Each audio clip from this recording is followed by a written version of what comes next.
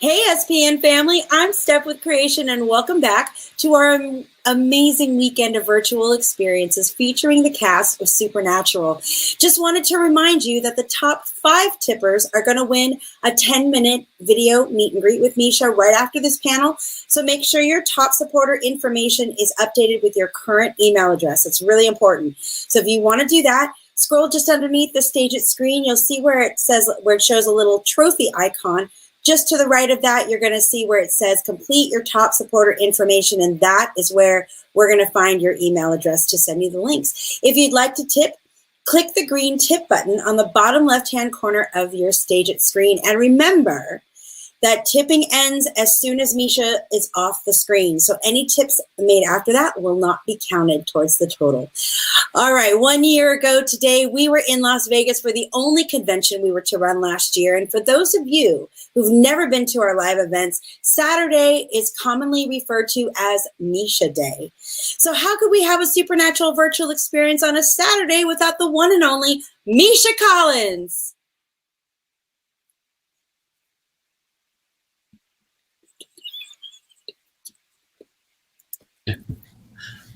Hi, Steph. It's good to see your face. I didn't know that about Saturdays being Misha Day. I just thought Saturdays were the day when they sing the song on stage. Where's Misha? Because I'm always late to my panel. Hi, everyone.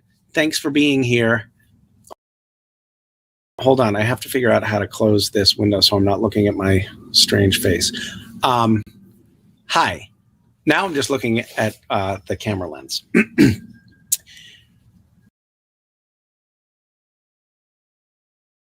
I hope everyone is doing okay. I'm sure not everyone is doing okay. But the good news is there appears to be a light at the end of the tunnel here, and we are going to be out of the darkness of the last year soon. It is strange to reflect that it was the beginning of March last year when we were chewing on whether to do the convention in Vegas at all. It was like, is this pandemic thing real? Is it not real? Things had not been shut down yet. We were still on set in Supernatural, still shooting, and we had a convention that weekend, that early March weekend, and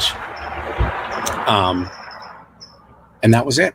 I was in Vegas, and that was the last time that I was at any sort of public gathering. And then the world shut down, and it's been a full year. At the time, I remember we were all, reflecting after, I think production got shut down on Supernatural just a couple of days after that weekend. And at that time, we were reflecting on the fact that we were probably going to be back to work in the summer, maybe June, they were saying. And it just went on and on and on, and it's still going on. Yeah, that was an interesting little moment. It was Castiel's death scene that was shot Friday night, and then it was my goodbye to Supernatural, because it ended up being my last moments on set. And there were a lot of tearful goodbyes. It was a late night on Friday. Richard Speight was directing, and then we all got on. We had to get a chartered flight that weekend because we were shooting late on a Friday, and a bunch of us were working at the convention on Saturday. So we got on this chartered flight at 1 or 2 o'clock in the morning, and got up in the air and flew for about 10 minutes before the engine exploded. It was like this explosion, and the plane started shuddering, and there was a screaming sound, and we had to circle back, and it took about 20 minutes to get before we were approaching the runway, and we were all texting our partners saying, "Tell the kids I love them," as we came back into cell tower range. Because we didn't know if there were all these fire engines on the tarmac, and we thought we were going to die. So it was this really intense weekend where I said goodbye to Supernatural and to the cast and crew of Supernatural I said goodbye to this beloved character who had become part of the fabric of my own emotional interior life, Castiel. And then I thought I was saying goodbye to my kids as well. It was a lot.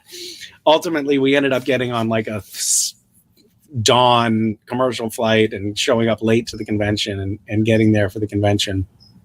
And then that ended up being the last time that we as Supernatural cast members could see could see one another, but also could see any of the fans in person. So it was like this really intense stretch of goodbyes. And now we're at the 1 year anniversary of that. And we find me sitting on a porch outside, rambling like a doddering old person into my laptop, not seeing any of your faces, but wishing you all well. I see your comments scrolling by, and I have to say, slow down, people, because I can't read them. There's somebody trying to hitch a ride here, guys. We have a hitchhiker. Oh my goodness. Nope, my speed reading skills are not up to the task. Luckily, the Supernatural creation staff here has been curating some questions for me. I have a question from SPN made me cry. That's a very unusual name. Your parents must have been big Supernatural fans. SPN made me cry. The question is, hey, Hazel. Hi. The question is, how's my hip? And the answer is, look at this. I just stood up and I sat back down again, and I didn't use a cane. So that's pretty amazing, isn't it? Earlier today, I'm not bragging, but earlier today, I walked downstairs and made myself a cup of tea. I'm 3 weeks out, and I have no obvious signs of infection or malfunction in my new artificial joint. So thanks for asking.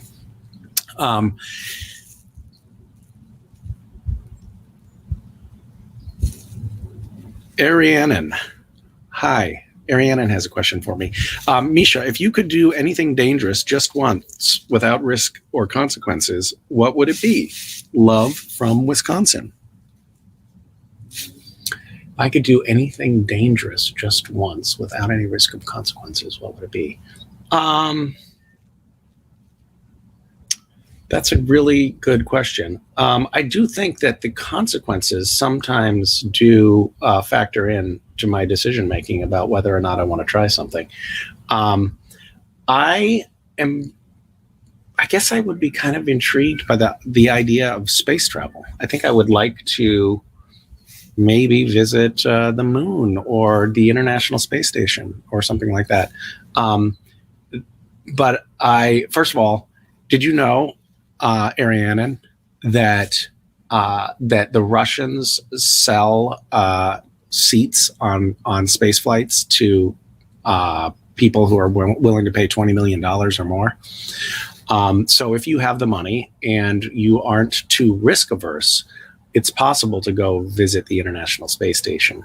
I would be interested in doing that if there were no consequences and no price tag. And I suppose the consequences of a $20 million price tag are pretty high. But if we could take that off, I would go to the moon or to the space station.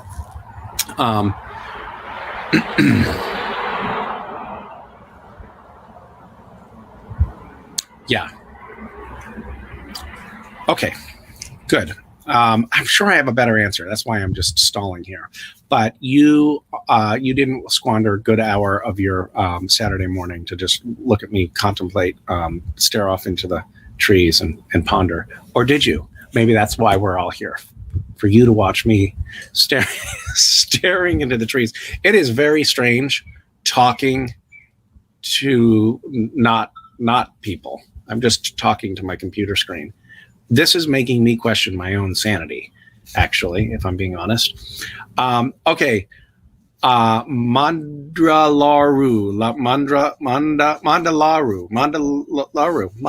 Hi. Misha, if you could join any band, current or past, who would you pick? Love from SoCal. I'm in SoCal too. Small world. I think I would join. I think I would join the. This is a good mashup of the last two answers. I would join the Rolling Stones because I would join the Rolling Stones in their heyday. But I would piggyback that with the no consequences question, and I would join the Rolling Stones and engage in all of the sex and drugs that they do. But I wouldn't have hangovers, and I wouldn't have I wouldn't be afraid of dying, and it would be great. And I wouldn't contract any STIs. It would be a real blast. I read Keith Richards' book, and I don't know if how many of you have read his autobiography. Oh wow, did they have? They really lived the rock and roll lifestyle. Anyway, okay, I don't really want that, but. That's my answer.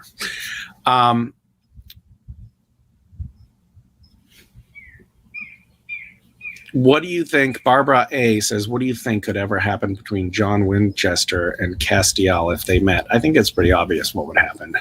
They would engage in a rousing game of thumb wrestling. Hi, West. Bye, West. See how he ignores me? He's a teenager.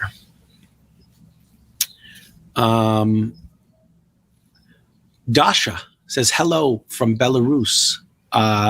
If you could film in one of the legendary films, what movie would it be and which role? Sending lots of love to you. I really would love to have been in The Matrix, the first Matrix movie, and I would like Keanu Reeves' role.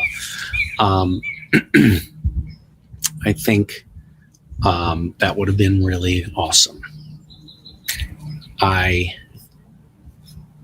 want to be Keanu Reeves. Hi, Zlata from Russia. What would Castiel do if he became God? What would Castiel do if he became God? Zlata, watch the show. He did become God, and he was an asshole. I just came up with a really great strategy, guys. I'm going to win this round. I just screen capped so I can just see what you're asking me, and you can't stop me from asking your creepy questions.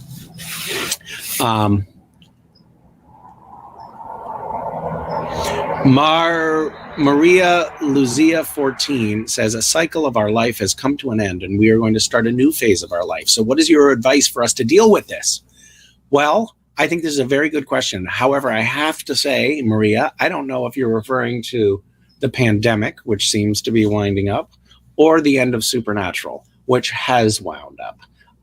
So it's really two questions. The first question, the pandemic ending, I actually think that there are, first of all, like, this has been a terrible tragedy and so many people have lost their lives, their loved ones, frankly, even losing your sense of smell, which a lot of people are suffering through right now, or losing your job is bad enough.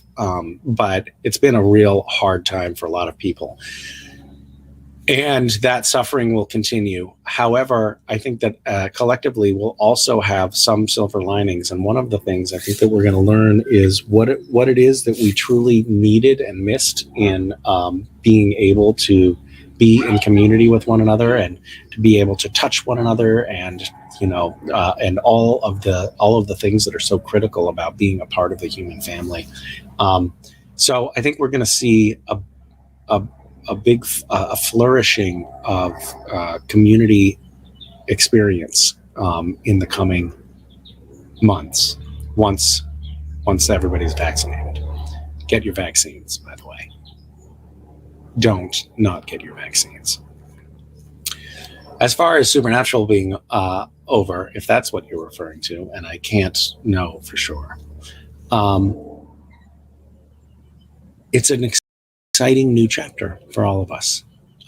We are going to move on to other stories and other chapters of our lives. And the nice thing of it is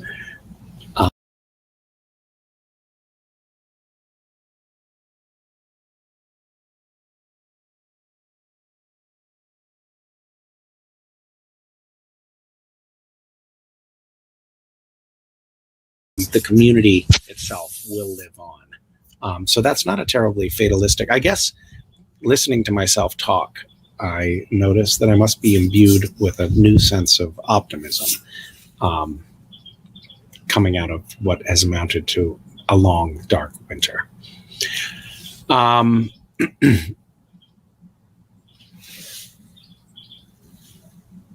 Misha, please tell us about the alternative ending. What are they going to do? Fire you? Well, I don't know what I can tell you about the alternative ending. I don't think it's a secret anymore. The alternative ending was going to take place in a roadhouse, and is it out there? Maybe I am spoiling it. I don't know. It was going to take place in a roadhouse, and we were going to have like so many of the cast members from over the years, fan favorite cast members, were just going to be in the roadhouse, and that roadhouse would have represented Dean's version of heaven. And the band Kansas was actually booked to play live on the stage in this roadhouse. And it would be a really like lovely, beautiful reunion. But the only problem with that is that during the pandemic, it would have required all of the cast members who flew up from the US to quarantine for 2 weeks.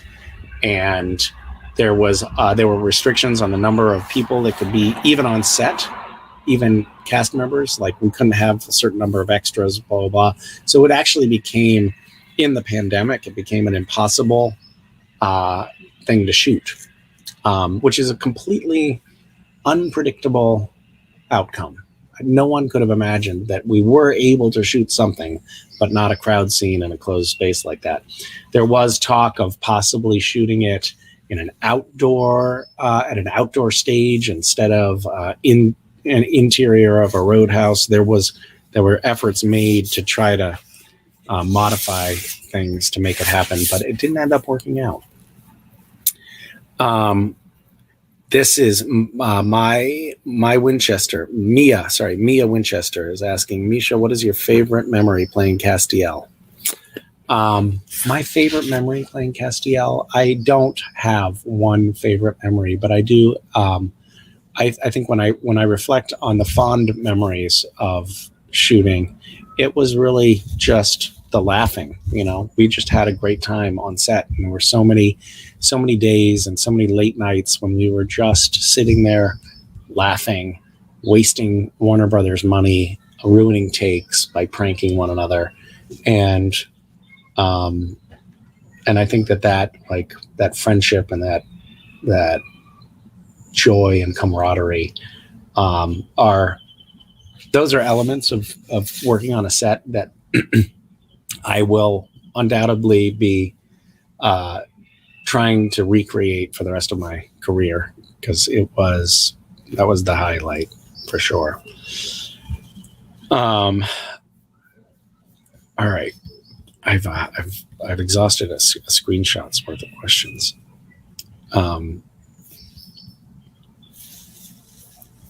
Wish there was a way I could just like pause your incessant typing. You people are too fast at typing. Wait, I wonder here, let's conduct an experiment. Everyone stop typing in the chat. Let's see if this could possibly work. Is it possible? What if everyone stopped typing? No questions. Guys, very disobedient. It's scrolling as fast as it possibly can right now. It's going even faster now that I said stop typing. You little... It's stopping. Slow down. Wait, guys. You're doing it. We're doing it. If I see your name in the chat, that means that you're not following instructions. That's all it means. Okay. You're all... I could almost read one. It's slowing down. Ah, all right. Forget it. I can't work with you people.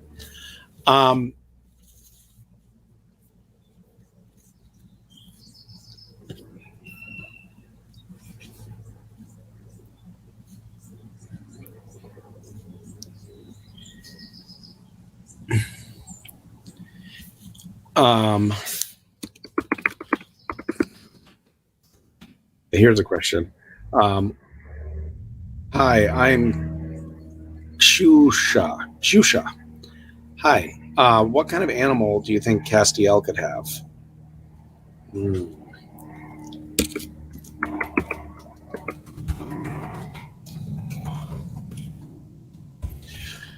I think Castiel had he had an angry cat stuffed animal that he gave to Claire. So a cat seems like, I think it should be a cat, because also then we have that clever play on words with Catstiel. So it would be Castiel with his feline Catstiel. And I think that would be a winning combination. And I think there's also something kind of endearing about the idea of a middle-aged man in a trench coat petting a cat and then occasionally pulling out an angel blade and stabbing somebody. I just think it's a nice visual. So that would work for me. Maybe a hairless cat. I don't know if you guys have seen those. I can't remember what their other name is, but they're really truly creepy looking animals.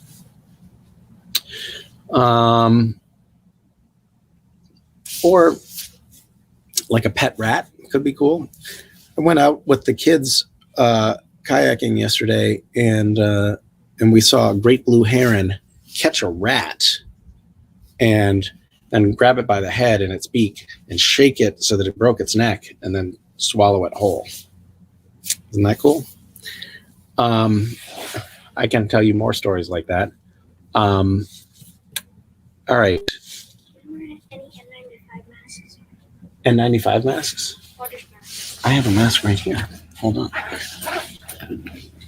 have an N95 mask right here. Where are you going for a bike ride? We're going for a walk. You're going for a walk.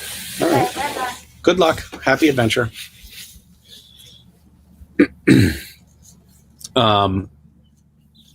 Okay.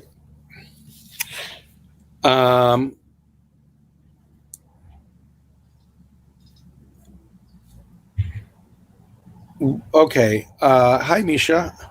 Oh, this is Nastya from Russia, and she's asking, what do I think about TikTok? Maybe I want to do a movie like Felicia. I don't know what movie Felicia did. What are you talking about? I don't even have the TikTok app on my phone. That's what I think about it. It's just like I couldn't handle the idea of doing yet another social media platform yet. So I haven't engaged in TikTok. Thank you for your question. It inspires me to realize that I need to join TikTok. So I'm going to make that my New Year's resolution for March. Thanks. I'm getting on it. Hey, Misha, this is Dean's Pie asking a question. Could you tell us about your new project? Sending lots of love from Michigan. Well, I don't know what project you're referring to. I was working on repairing a little Lego castle that Mason made out of Legos this morning. Is that the project you're referring to? I have a book coming out in the fall. It's a book for March.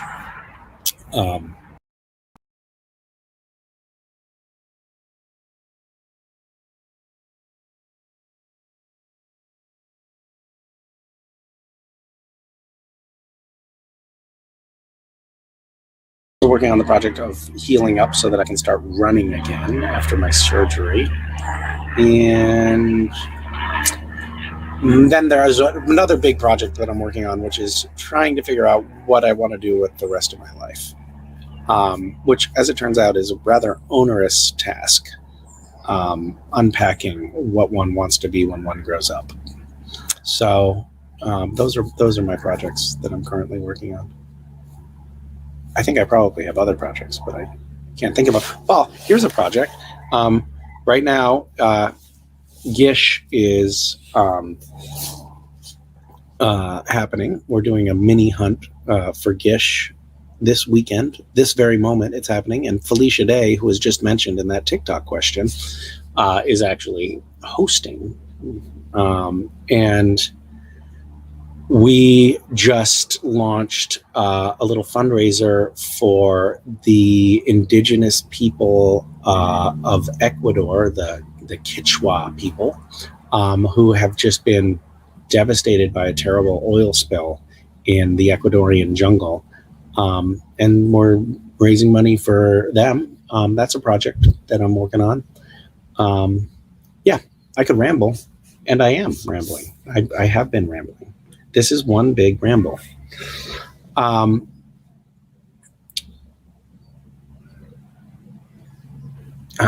am reading some other questions. This is from D Loves Cass. Hi, Mish. What hobbies have you picked up to deal with the ending of the show?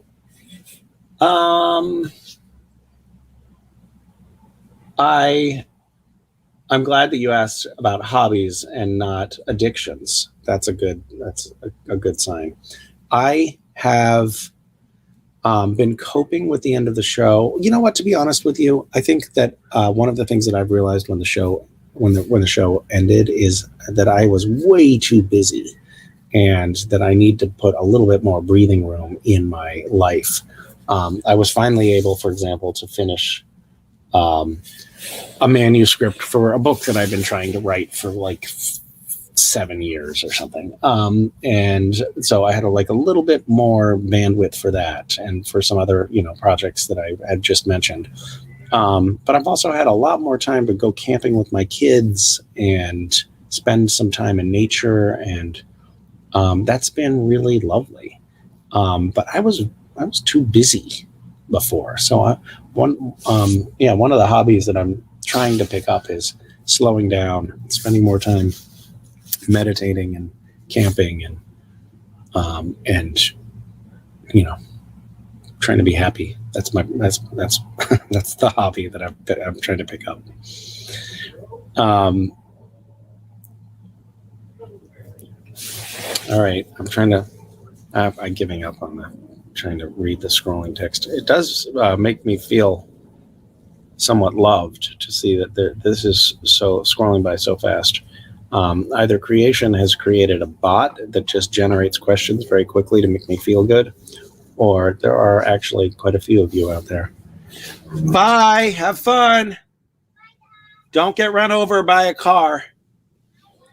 Okay.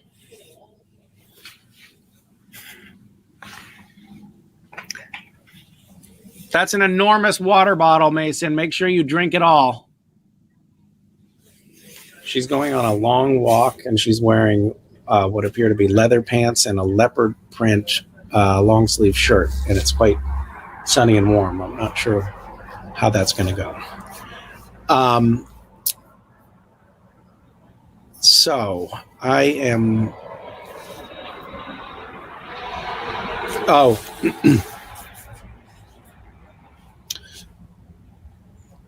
Jawa Walker. I don't know how to pronounce your Jawa. I think that might be a Brazilian name, is my guess. If today was your last day on Earth, what would you do? Well, that's a sobering question. I think I would probably, oh God, this is going to sound very trite. I would probably hang out with my kids, and then I would meditate as hard as I could to try to attain enlightenment before being wiped off the planet. As I mentioned maybe earlier, or was that on another call? I've been reading with my son Hitchhiker's Guide to the Galaxy, and the Earth in the very opening of that book. For those of you who haven't read it, I'm going to spoil it. The Earth is vaporized, and every human except for the hero of the story is vaporized, and there's only a few minutes warning. They only find out that the planet is going to be vaporized with a few minutes warning, and some of the people just drink a lot of beer, and I don't think that that's how I would want to go out. But it is a question to contemplate. A last day on Earth. It's a little depressing. Now I wish you hadn't asked that. I'm just going to go cry into my teacup.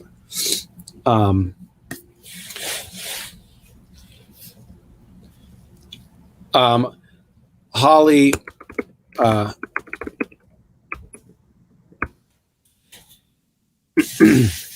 Holly asks, if Joe Biden were to offer me a job, would I say yes? That really depends. I first of all, I'm flattered that he wants me to work for him. Oh, you didn't say he did want to work for me, did you? You said if. For example, I'm going to posit a couple of hypotheticals here. Oh my God, this reminds me of a conversation that I had with a new friend on Zoom. There were a few of us having this Zoom social, 4 of us on this Zoom. And one of the people on the call was like, yeah, I don't know what to do with myself right now. I'm feeling like, I don't know what I want to do next. This is the person that I've only met on Zoom and talked to maybe 3 times. And she was like, I've done a lot of, political stuff. And so I was thinking maybe I should keep doing that. Maybe I should. I've been working for the U.S. government for long enough that I'm grandfathered in, so I could do an early retirement in 5 years when I turn 50. And so maybe I should just keep up with the government job, but I just don't know. And I'm thinking well, what government job are you going to be offered? You're going to be are you thinking about working, in at the Library of Congress, collating the card catalogs, or what kind of I don't know what kind of government job she's talking about. And she says, I guess they've sort of out. The Biden administration has offered me an ambassadorship, but I don't know if I want to do that. I'm wait a minute. You're I was shocked. I was totally shocked. I was like, I think, yeah, go ahead and take the ambassador job. And that sounds pretty good. Do that. For example, if I was offered, I worked in the, I didn't work. I was an intern in the Office of Presidential Personnel for Bill Clinton, and that office it still exists. The Office of Presidential Personnel is the office where they make presidential appointments. So the president can not only appoint cabinet members, actually can't quite appoint cabinet members because they require Senate approval in order to be actually ordained as cabinet members. But there are a lot of positions in the government that are one notch below Secretary of Agriculture or ambassadorships that don't require congressional approval. And those are, the president can just appoint these positions. There are 3,000 of them. And there were a lot of people applying for or throwing their hat in the ring for presidential appointments in this office where I worked. And so one of the things that I did is I would open envelopes from people who were applying for jobs. and I saved a few of the this is I'm sure a felony crime, but the statute of limitations is up and I can get away with it now. But I saved several of the applications that came in. One of them was from a guy who said that he wanted to be an ambassador, I think like ambassador to Norway.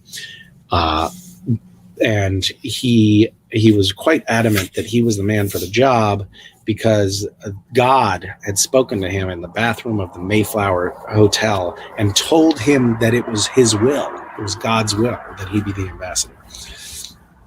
Another woman applied to be Secretary of Agriculture, I believe. And she sent in, she had been I guess she had been in soft porn, and she sent all of these soft focus, glossy 8x10 nude photos of herself accompanying her application, which I thought, like, this is not going to work. No, you can't do that to apply for a presidential appointment. But of course, it was Bill Clinton, so actually, maybe it was an effective means of vying for a job. I don't know. Anyway, long story short, if the appointment, that is a long-winded answer. If the appointment was to a presidential appointment, Biden said, "Hey, I'd like you to come clean the toilets in the White House. Will you do it?" I probably would.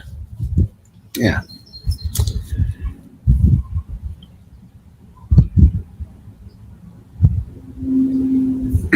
Sarcasm Princess says, "Hi, I'm Cass. I got to meet you on Thanksgiving." Where were we on Thanksgiving? How did we meet? I can't remember Thanksgiving. What's something that you can't get mad at your kids about because they get it from you? I was... Oh, you know, like the elf on a shelf thing. I don't know if you all know this, but there's this sort of Christmas-related tradition. It's sort of like the Advent calendar leading up to Christmas.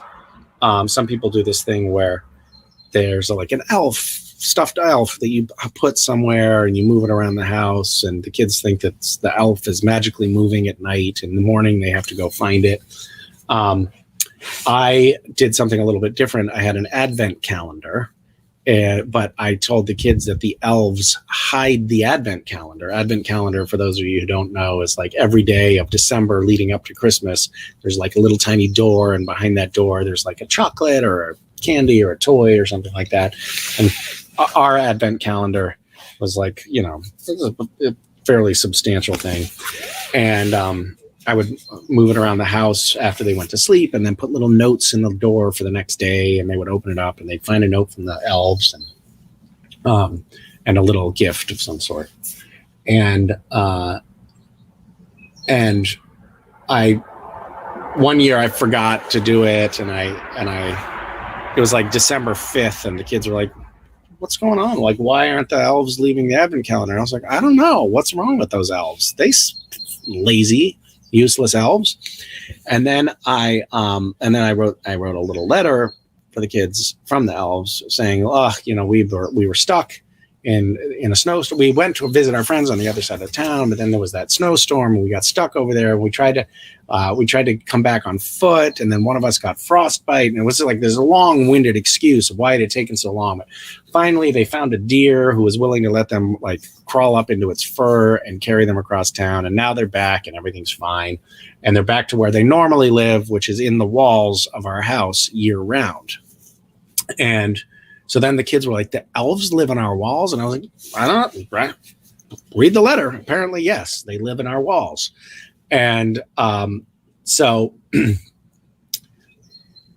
sometime in the summer, I came home from shooting, and I got home, and West had a hammer, and he was demolishing the house. He was just like pounding a hole in the drywall of our mudroom, like at the entryway in the house. He was just like pounding a hole, a big old gaping hole. And I was like, "What, West? What are you doing? You can't just take a hammer to the wall like that." And by the way, he's way too old to be doing something like that. It's like he knows you don't pound a hole in a wall. And he was like 8, and he said, "I'm looking for the elves." I was like, "Oh yeah, okay, cool, I get it." I can't be mad at you for that because the elves live in the walls. So he got it from me.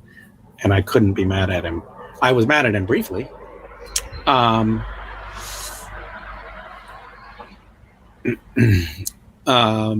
Okay, what other questions do we hear? Hi, Misha. Not a serious question. What is the most random thing you have in your home? Probably elves. I don't know what else would constitute random.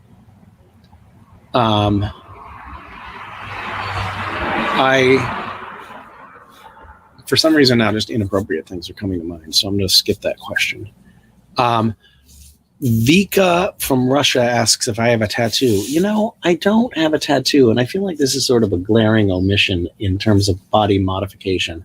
I was feeling angsty, my brother and I, when I was maybe 14 and he was 12, and we used little knives to carve. I carved a peace symbol into my thigh that was like an effort to make it. It wasn't like an act of like, I guess it is self-mutilation, but it wasn't, we weren't doing this to like hurt ourselves. We were doing it to like try to make a cool lasting scar. So I tried to carve a peace symbol into my leg, and it's very faint. You can still a little bit see the peace symbol, but I don't consider that a tattoo, and no one but me could identify it.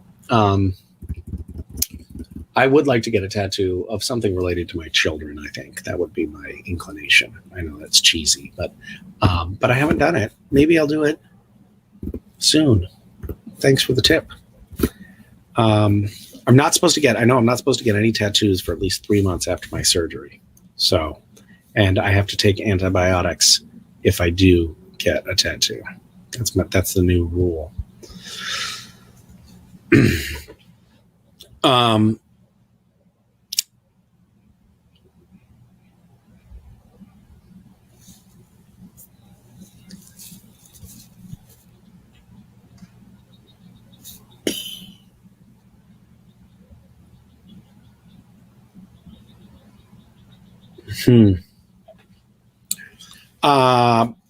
Parker is from Australia saying 2020 was a rough year for a lot of people. Do you have a message for people working on sobriety? I would say self-medicating is something that I have struggled with. Like there have been a lot of hard times when I've been like, I don't want to feel the feelings I'm having right now. So I'll drink or whatever. And it is never, it's never the right answer. But if you're struggling with sobriety, I would just offer this one nugget, which is, I think it really does help to have the support of other people. It's a hard thing to do alone from everything I know about it. So lean on people. I mean, I think that the pandemic in general has probably given a lot of us the insight that we really need one another, maybe more than we thought.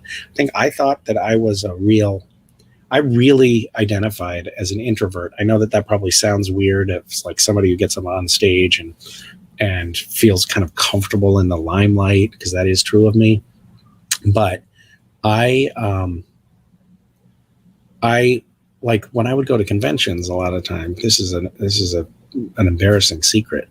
I would find a room, like all the actors would be hanging out in the green room, and I'd say hi and hang out a little bit, but then I'd find a side room to go hang out in, because I would want to get some work done and get some reading done and try to get some alone time. And I always thought I just need alone time. I just need alone time. And people would ask me, if I wanted to go out for dinner or something, and I'd often be like, no, I gotta be alone. And I'm realizing now that I'm way more of an extrovert than I thought I was, and that I really need the company of people and community in order to thrive. And I think that this experience of the last year has really helped me see that going inward and like try to handle things on my own and trying to create more solitude for myself is actually often for me counterproductive. And a lot of times that impulse to go in is actually an indication that I need to be going out, that I need to be like reaching out to people and connecting with people. And I have found that this year pretty starkly. Like I've had a lot of hard days, like many people, and I keep on, my impulse is to like just handle it myself and go inner. And I keep on reminding myself, no, pick up the phone, do a FaceTime, Zoom somebody, talk to a friend. And it's so crucial and therapeutic and essential. Like there's no question, we as humans are hardwired to be herd animals. We need the community we need to be among the family of things in order to thrive and survive. So yeah, I guess it's a little bit of a tangent on your question, but I think it's true.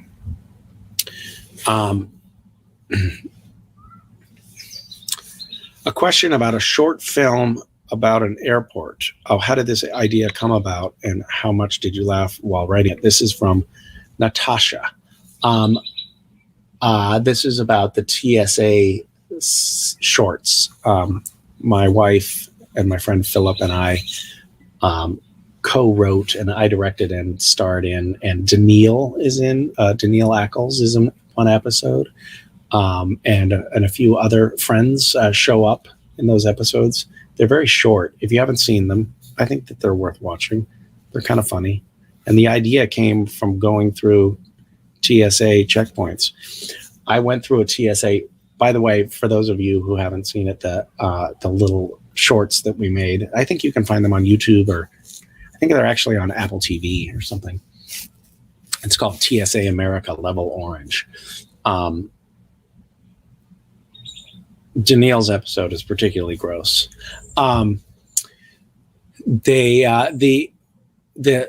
inspiration came from watching, it was like early on after the TSA, like real intensive security checkpoints at airports were implemented. And I watched this old man who couldn't walk without his walker be forced to like go through the metal detector without his walker, but he couldn't walk, and he basically ended up like having to crawl through it. And I was like, what the hell is happening here? Like and obviously it wasn't like they weren't properly following protocol. These must have been like, the TSA itself was new, but these agents were obviously new. They didn't know what they were doing, but I was like, whoa, this can't be happening. And that sort of just inspired the idea of the stories. I went through a TSA checkpoint once, and one of the guy that was giving me a pat down because I had set off the metal detector was he was like, I've seen your TSA shorts, and I was like, oh shit, he's gonna like take me into the back room and give me a cavity search. I'm in huge trouble. And he was like, that was hilarious stuff, man. Good on you. So it was like, thank God.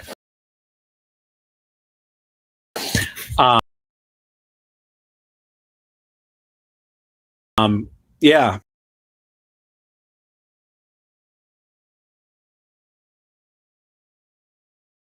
There is. I'm also going to offer you this last reminder that we're getting close to the end here. We have 10 minutes or so left. So if you do want to tip, I think this is you're getting into the window here. Okay.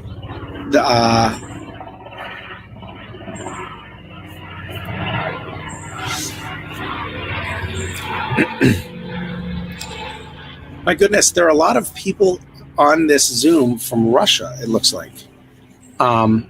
Привет. Мои друзьями, мой русский язык очень плохо.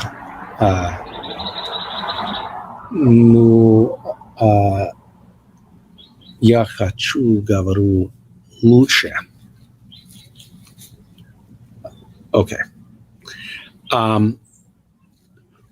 Joanna from Portugal is asking, what is the hardest scene that I have ever filmed? The hardest scene was, well, that depends on what you mean by hard. Hardest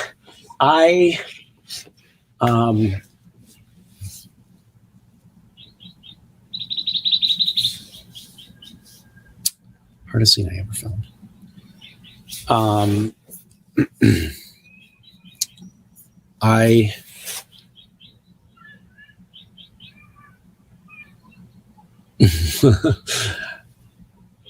I'm sorry.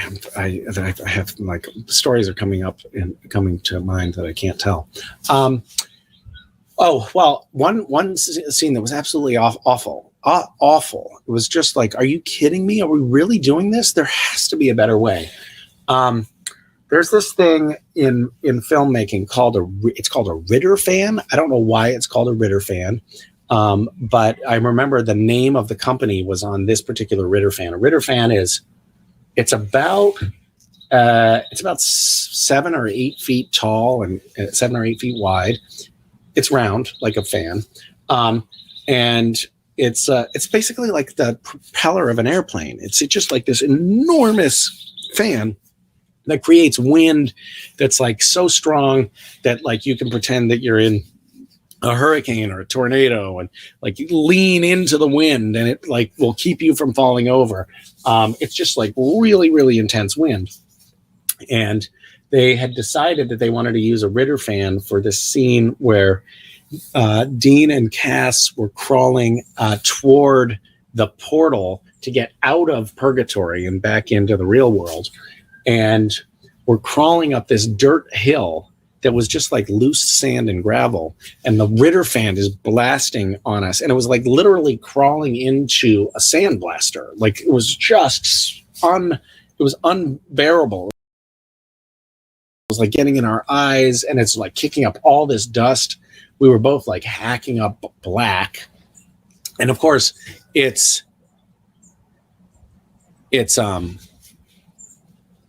television. So they had to shoot, we had to do like, 5 different takes of this and different camera angles. And Jensen and I both agreed like that was the shittiest day of shooting I've ever had. I have another one for you. I worked on a movie called Finding Home. Absolute garbage. But it was my first like leading role in a movie, and I was so excited about it. And it shot in coastal Maine, and it was supposed to be summertime in the movie. But there had been the director was so incompetent that what was supposed to be a 5-week shoot ended up being a 3-month shoot. And we found ourselves in December in coastal Maine, and we were supposed to be having this scene. It was a night scene, and I get in a fight with this other guy, and we're fighting in the waves in the ocean. And it's December in Maine, and we can't have wetsuits on because we're just in our like short sleeve shirts. And they had to go out there and melt with torches the snow and the ice off of the pebbly beach so that it would look like summer. And then we had to like go into the surf and fight, but not just immediately register shock on our faces because we were so cold. And I mean, this would never have happened on Supernatural or any other like legitimate production, but this independent feature, they somehow got away with it. I remember they had an ambulance there and paramedics because they were pretty sure we were going to get hypothermia. But that was a really hard scene to shoot. That was cold. Yep. But I guess I don't have much to complain about. It's not like being a Navy SEAL or anything. It's basically a job where you just pretend you make believe. You don't even really hit each other. You fake hit each other. So compared to actually going into a boxing ring or something like that, or actually climbing through a portal from another dimension, it's all child's play. It's all easy. All right. It's the last question time, guys. It is Parnia. She says, "Hi, I'm Parnia from Iran. I love what an international audience we can have in this context. It's so cool." She says, "We love you here. Thank you for that. I have some of my dearest friends over the years have been Persians, and I have never been to Tehran or anywhere in Iran, and I would love nothing more. I love Persian food, and I have a particular affinity for the Persian people I've met. So I appreciate your kind words, but I also would like to say, please bring me to your country. Take me to your people." Oh, that sounds so fun. Maybe that's where I'll go as soon as the pandemic is over. I'll figure out how to get a visa to Iran. Anyway, the question is, who's my favorite villain? And the answer is, of course, Donald Trump. I can't wait to see him go to prison soon. That's so exciting. And see what he'll do in the next chapter of his life. And that's a really great last question. Fitting for me, I would say. Well, I would like to say some parting words since that was my last question. And I will say these words. Thank you all for joining me. Thank you for your absurd string of questions. You are lovely. You are not alone, even though during this pandemic you likely feel quite alone. And I can't wait to see you all in person. We had been doing, as I mentioned earlier, I think I had been working too much when I was on Supernatural, and we were doing a lot of conventions, and the combination of trying to run GISH and work on random acts and do other things and play with my kids and go to creation events on the weekends. It all felt like too much. And I think a lot of times I was showing up at conventions like tired and grumpy and not my best self. But I have to say, one of the things that I really do miss from the hindsight of enduring a pandemic, I really miss those conventions. I miss seeing fans and my castmates in person, and I can't wait to get back to it. So I hope I can see you all sometime in the coming year, and I hope you all stay healthy and get vaccinated and take care of each other and be kind and generous in the world. And we'll see you soon. Bye, guys. Misha, we all love you. Thank you so much for being here today, and we really can't wait to see you too in person. All right, guys, tipping is now done, and we're going to bring you the results in just a few moments. But first, make sure you're signed up for our email list at creationent.com and follow us on social media at creationent on Facebook, Twitter, and Instagram. Thank you guys so much for being with us in this virtual world. And as you know, we've got more to come. But I'm going to announce our winners, which are Abby Road, Sheeta Sidek, Kirky Adair, Angie, and Kath K0298. You guys are the winners of our group 10-minute meet and greet that's going to be happening. So make sure that your email address is updated with your current email address. That's really important. But just in case we have an issue sending you your link, please hang out in the chat so we can reach you, because we would like to start the meet and greet as soon as possible.